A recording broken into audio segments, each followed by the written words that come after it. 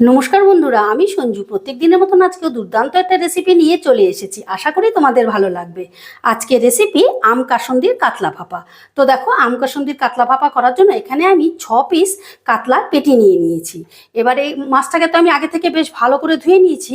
এবারে মাছগুলোর মধ্যে একটু নুন আর একটু হলুদ ভালো করে মেখে প্রথমেই আমি মাছটাকে ভেজে নেব। তো গ্যাসে একটা কড়া বসিয়ে দিলাম আর কড়াই দিয়ে দিচ্ছি বেশ খানিকটা সর্ষের তেল। তেলটা ধোয়া ওঠা গরম হয়ে গেলে দিয়ে দিচ্ছি অল্প একটু নুন।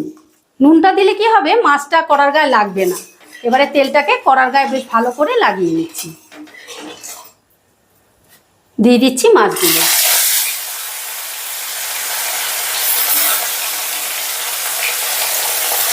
এবারে গ্যাসের আঁচটা মিডিয়ামে রেখে মাছগুলোকে আমি হালকা লাল করে ভেজে নেব।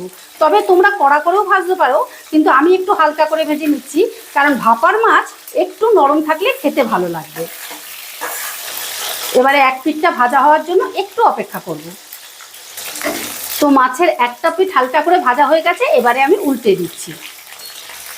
আর বন্ধুরা, এই রেসিপিটা কিন্তু অনেকেই কাঁচা মাছ দিয়ে করে, বাট আমার মনে হয় কাঁচা মাছ দিয়ে করলে একটু আষ্টে গন্ধ থেকেই যায়। তাই আমি এটাকে একটু হালকা করে ভেজে নিচ্ছি। তবে তোমরা যদি চাও কাঁচা মাছ দিয়েও করতে পারো। এবারে এই পিঠটাকেও হালকা করে ভেজে নেব। মাছের দুটো পিঠই বেশ হালকা লাল করে ভেজে নিয়েছি। এবারে মাছগুলোকে আমি তুলে দিচ্ছি।